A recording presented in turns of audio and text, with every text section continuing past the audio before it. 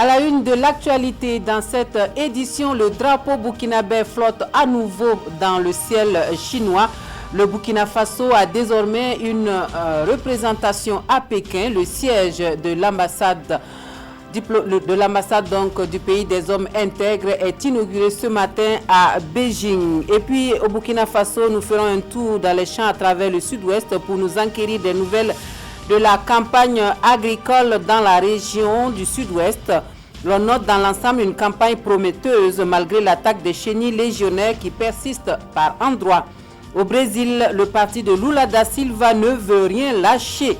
L'ancien président disqualifié pour l'élection présidentielle d'octobre prochain, c'est toute une partie du pays qui crie à l'injustice. Le parti des travailleurs entend saisir la Cour suprême pour que son candidat puisse se présenter. Bonjour, merci de nous rejoindre pour le point de l'actualité de la mi-journée sur la télévision du Burkina. Un très bon appétit à vous qui êtes à table.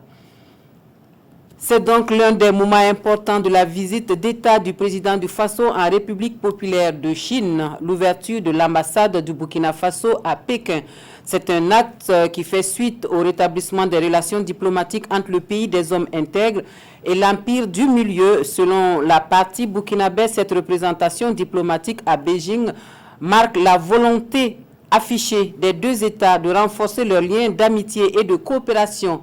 C'est ainsi que le drapeau du Burkina Faso flotte à nouveau donc dans le ciel chinois. Nous suivons l'inauguration de l'ambassade avec nos envoyés spéciaux à Beijing, Yacouba Gamene, Jean-Emmanuel Ouedraogo.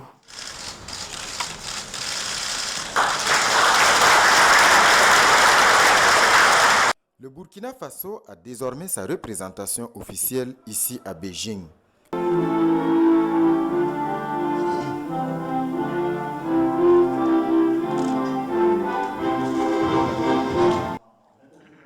Une inauguration symbolique par le ministre des Affaires étrangères des deux pays en marge de la rencontre des ministres préparatoire au 3e sommet du Forum sino-africain. C'est un grand moment dans le processus de rétablissement complet des relations entre les deux pays. C'est un moment fort des relations entre la République populaire de Chine et le Burkina Faso. Après le rétablissement des relations diplomatiques le 26 mai dernier et l'ouverture de l'ambassade chinoise à Ouagadougou le 12 juillet dernier. C'est des moments forts parce que cette ouverture intervient au moment où le président Roch-Marc Christian Kaboré effectue une visite d'État en République de Chine. Et c'est un moment fort aussi parce que le président Xi Jinping et le président Roch-Marc Christian Kaboré se sont entendus sur une vision pour les relations entre nos deux pays pour le futur et surtout durant les 3 prochaines années où ils ont tracé les sillons à travers un accord cadre de coopération, un accord général qui va permettre de couvrir donc de nombreux secteurs de coopération qui sont des secteurs définis prioritairement par le Burkina Faso. Et après l'inauguration symbolique de l'ambassade du Burkina Faso à Pékin, c'est la représentation officielle de l'Union africaine qui est ouverte, signe d'un partenariat solide et prometteur entre le continent et l'Empire du Milieu. Voilà, nous revenons au Burkina Faso pour évoquer la campagne agricole en cours et pour cela nous allons dans le sud-ouest pour les échos. Le constat dans le Poni et le Lumbiel, c'est une évolution normale des cultures dans les champs, malgré la persistance des attaques des chenilles légionnaires. Il y a de l'espoir, car en dépit de tout, la saison est prometteuse. Selon les producteurs, on fait le point avec Alassane Bani et Dimitri Badini. La campagne agricole s'annonce bien dans la région du sud-ouest. À Dobena, dans la province du Lumbiel, tout comme à Latara dans le Poni, le maïs à des endroits est au stade de floraison ou d'épiaison, et en d'autres au stade de maturité. Des résultats atteints grâce à une pluviométrie acceptable et la mise en application des conseils pour lutter contre les chenilles légionnaires. Il n'y a pas eu de sécheresse cette année. Le produit qu'on a donné aussi, qu'on a reçu avec les encadrés aussi, c'est très efficace. Ça arrive à tuer les chenilles. Ce qu'on a récolté l'année passée, j'ai eu 105 sacs, mais cette année je pense que ça peut valablement atteindre ça. Suivi les conseils des encadreurs, tels que les semis en ligne, l'usage de la fumure organique Et en voilà les résultats aujourd'hui. Contrairement à ce dernier, à Tampouar au secteur 4 de Batié, le champ de maïs de Isiaka Ouedraogo, d'une superficie de 5 hectares, est infecté. Découragé au départ par la persistance des attaques des chenilles légionnaires malgré les usages de divers pesticides, il dit enfin avoir trouvé un remède et espère tout de même récolter quelque chose. Oui, cette année c'est grave. J'ose dire qu'aujourd'hui nous sommes presque au 52e jour, mais vous voyez qu'il n'y a même pas d'épi qui se présente. C'est pour dire que nous avions peur avec un produit qu'on appelle Hémacote, que nous avions essayé de pulvériser et que vraiment ça donne ce résultat. Généralement, je sors avec des centaines de sacs. Mais grâce aux techniciens, peut-être que ça va aller. On peut toujours espérer. Le maïs n'a pas encore commencé à fleurir comme vous le constatez. Et avec l'hémacote, on s'est rendu compte que c'est vraiment très efficace. Là où l'hémacote a été utilisé, les chenilles sont déjà mortes. Donc on se dit que s'il arrive à traiter tout son champ à présent, on a vraiment espoir qu'il arrive à récolter quelque chose. D'autres sites comme ce champ d'Iam à Sinapedo, dans la commune de Midebdo, et de Manioc à Koulé, dans la commune de Legmoin, les tubercules sont en phase de maturation et les producteurs prévoient un bon rendement. La fleurisomie de mes ignames, en tout cas je sais que lorsque ça sera prêt, en tout cas la récolte sera très bonne. C'est pas encore prête parce qu'il faut on conserve les feuilles. Ça, imagine si on essaie d'enlever ça, la tubercule c'est un peu gros, mais je veux que ça se développe un peu pour avoir, puisque j'ai investi beaucoup, il faut attendre un peu pour que ça grossisse. Quand ça grossit, dans les ventes, en tout cas, tu t'en sors. Des spéculations comme le niébé, l'arachide et le riz présentent également une bonne physionomie dans la région du sud-ouest. Et pour l'ensemble des producteurs, de bonnes récoltes sont attendues si les pluies se poursuivent jusqu'à mi-septembre. Parlons maintenant de cette autre chenille propre à la consommation, cette fois, celle de karité, prisée par les populations du Grand Ouest de Burkina Faso. Pour les amateurs donc des chenilles de karité, voici une recette typique de l'ethnie Bobo. C'est une recette culinaire donc qui peut servir puisque nous sommes en période de pointe pour la récolte de ces chenilles. Là, il s'agit d'une soupe dont nous découvrons le secret de la préparation avec Bilidou Bazongo et Moussa Sano. C'est la saison des chenilles Ushitumu à Bobo de la Sou. Parmi les différents mets à base de ce produit, la soupe. Depuis une quinzaine d'années, cette femme a fait de sa préparation et de sa vente sa principale activité. On mouille tout d'abord les chenilles séchées dans l'eau. Après les avoir lavées, on les extrait de cette eau. On prépare ensuite une soupe en utilisant des ingrédients comme l'huile, le sel, le poivron, le sumbala, etc. Enfin, on y ajoute les chenilles préalablement bouillies et on laisse le mélange évoluer jusqu'à la cuisson totale. La soupe de chenilles, une recette typique de l'ethnie Bobo, mais que certaines communautés ont aussi adoptée aujourd'hui. Makan Kanté en est une illustration. C'est très bon parce que moi je mange, puis je vois que c'est très bon. C'est bon pour la santé, oui, et puis c'est la nature. Naturellement, il n'y a pas de produits dedans, ni rien. C'est très bon pour nous.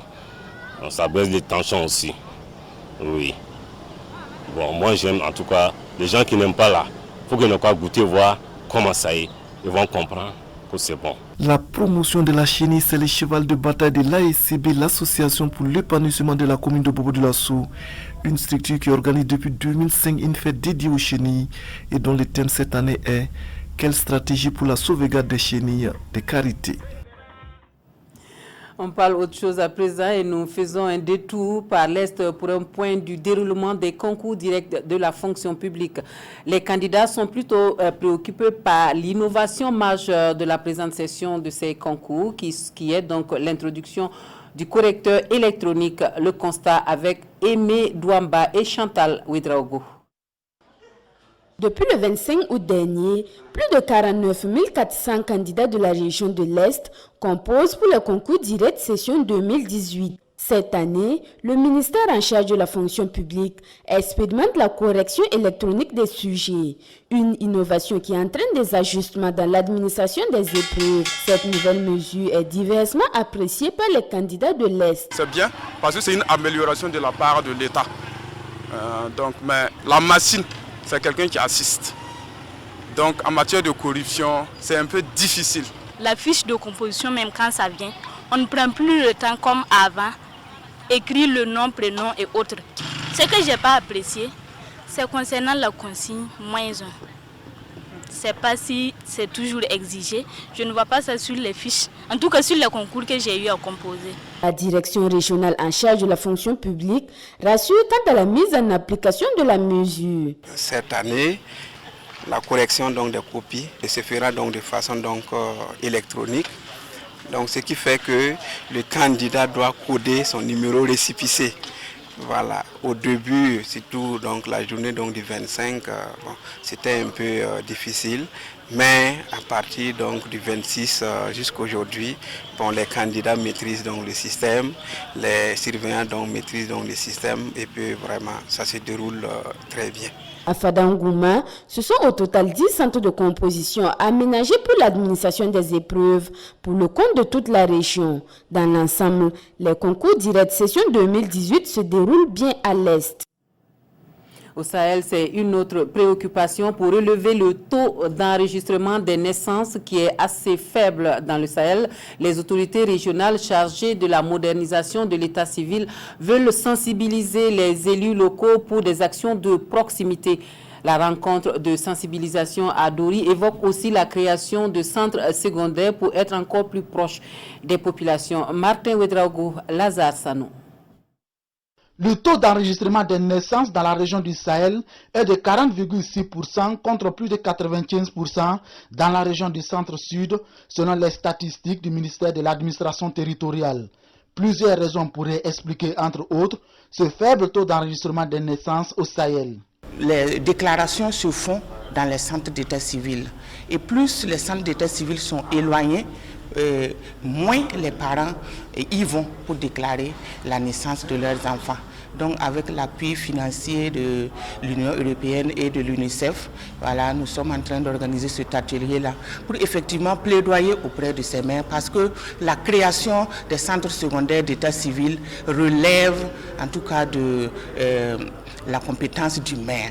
Pour changer la donne, il est beaucoup attendu de ces officiers d'état civil. Le maire peut créer dans les villages, dans les secteurs et même dans les CSPS, voilà, des centres secondaires d'état civil pour rapprocher l'état civil des populations. Nous attendons que ces maires prennent les engagements de créer, non seulement de créer, mais de rendre fonctionnels ces centres d'état civil-là. Parce qu'il faut créer et il faut nommer un officier d'état civil pour diriger ce centre secondaire-là. La réduction du rayon d'accès aux services d'état civil est donc un impératif pour accroître l'adhésion des populations au système d'enregistrement des faits d'état civil, notamment les naissances selon l'axe 3 de la stratégie nationale de l'état civil. Les amateurs du slam sont informés que les inscriptions au concours Je Slam pour ma patrie ont débuté depuis le 30 août et les candidats ont jusqu'au 20 septembre pour s'inscrire. Le comité d'organisation donne des précisions sur le déroulement du concours au journaliste Amadou Ouedraogo Draman Guéné. C'est parti pour la 6e édition de Je Slam pour ma patrie. Les inscriptions ont démarré le 30 août dernier. À cette conférence de presse, le comité d'organisation informe qu'il est encore possible de s'inscrire jusqu'au 20 septembre prochain. Les inscriptions se font au ministère de la Culture, dans les directions régionales de la culture et par mail à l'adresse jeslampourmapatrie@gmail.com. On aura une pile de thèmes qui seront proposés, notamment sur les questions de l'extrémisme violent. Nous aurons la question de la sécurité, nous aurons la question du civisme bien sûr, la question du droit, des droits humains.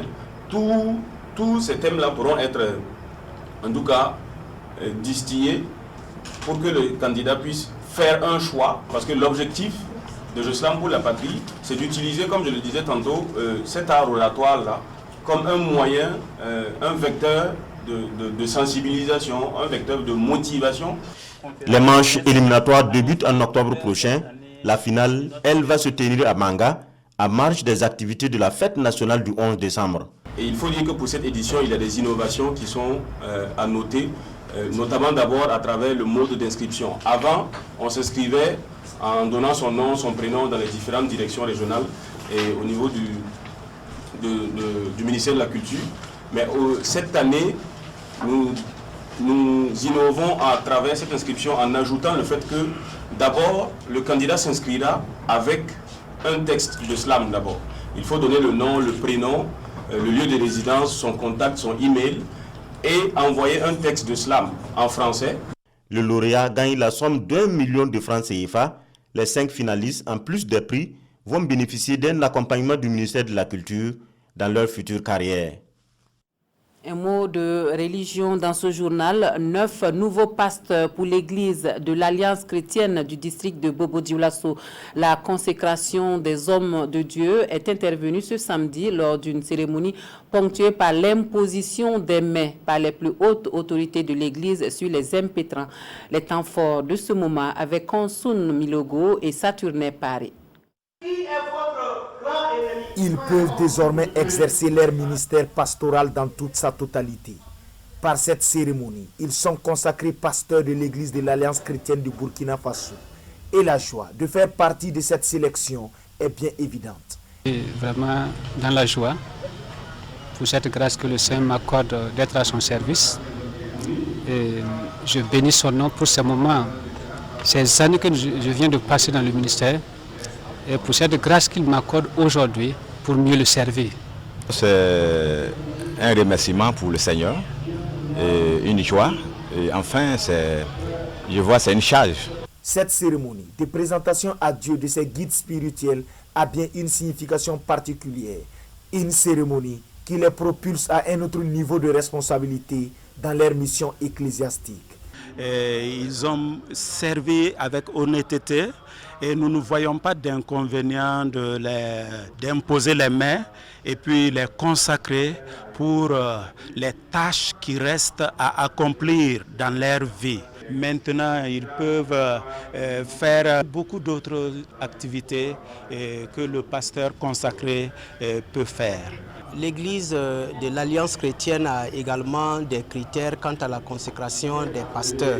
Il faut qu'un pasteur ait reçu la vocation de servir le Seigneur et avoir reçu une formation adéquate. Et aussi, il doit être prêt à servir partout où le district où il sert l'envoie. Ce sont des nouveaux défis qui s'ouvrent à ces pasteurs, des défis qu'ils disent mesurer toute l'ampleur. Et aux premiers responsables de l'Église de l'Alliance chrétienne de les appeler à faire de la parole de Dieu leur boussole quotidienne. Hors de chez nous, au Brésil, le Parti des travailleurs, parti de Lula da Silva, entend saisir la Cour suprême pour que son candidat puisse se présenter à la présidentielle d'octobre prochain.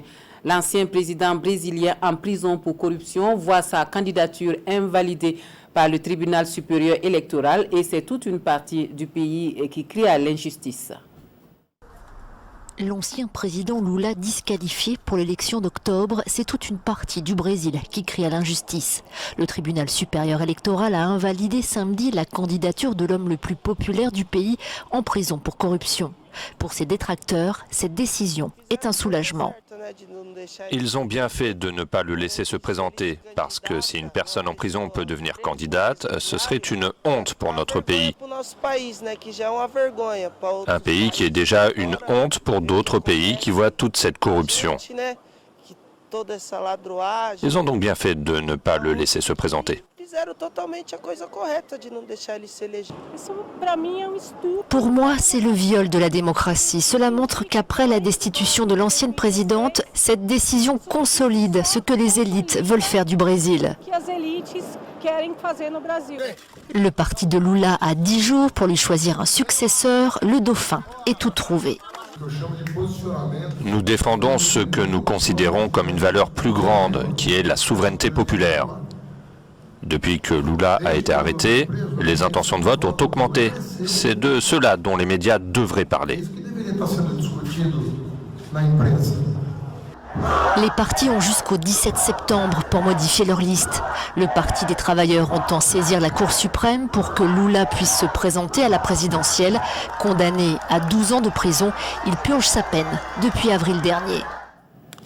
Un mot de sport pour finir et nous revenons au Burkina Faso pour le tournoi international de la ville de Ouagadougou en judo qui renaît de ses cendres après plusieurs années d'absence. Une renaissance avec une centaine d'athlètes venus de 7 pays dont le Burkina Faso. Après une première journée de compétition, le pays hôte fait forte sensation avec 3 médailles d'or remportées. On fait le point avec Roger Kam et Kalfa Ouattara. 13 ans après, revoilà le Tivak, le tournoi international de la ville de Ouagadougou en judo. Une renaissance voulue par l'équipe fédérale pour donner plus de compétition au judoka burkinabé. Et ils sont 107 athlètes venus du Mali, du Togo, de la Côte d'Ivoire, du Niger, du Gabon, du Sénégal et du Burkina qui prennent part au tournoi. Cette catégorie de poids sont concernés par la compétition. 3 chez les dames et 4 chez les hommes. À l'issue de la première journée de compétition, le Burkina brille avec 3 médailles d'or, 3 en argent et 3 en bronze. Le Burkina remporte l'or chez les moins de 70 kg avec Aguiratou Kabore, mais s'incline chez les moins de 78 kg. La bonne affaire a été réalisée par les hommes. Nestor Palm s'est fait respecter en gagnant par KO après 45 secondes de combat. Bon, dire que facile c'est trop dit parce qu'il ne faut pas minimiser son adversaire. Il était de taille, mais c'est que ça lui dépassait. Oui, la technique que tu as employée, c'est quoi? C'est l'Ippon Sonagé. Une technique très simple, la technique de ceinture blanche. Donc c'est une technique pour les débutants. Abouaka Rachid Sidibé, quant à lui, a dû tenir les 4 minutes avant de se voir sacré chez les lourds. Il était de taille. Vraiment un adversaire que je ne connaissais pas. Je ne l'avais jamais vu combattu. Donc à part la finale, la demi-finale qu'il a fait avec mon camarade, je l'ai vu là-bas et je l'ai un peu étudié et ça a marché.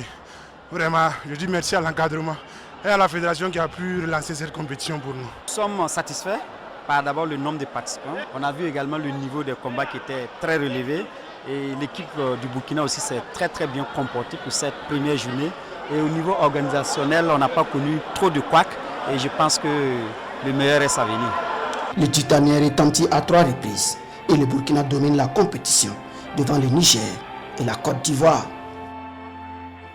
Fin de ce journal. Merci de votre attention. Merci à vous de nous avoir reçus chez vous. Toute l'équipe de coordination et de réalisation du 13h se joint à moi pour vous dire encore merci et bon dimanche à tous et à toutes.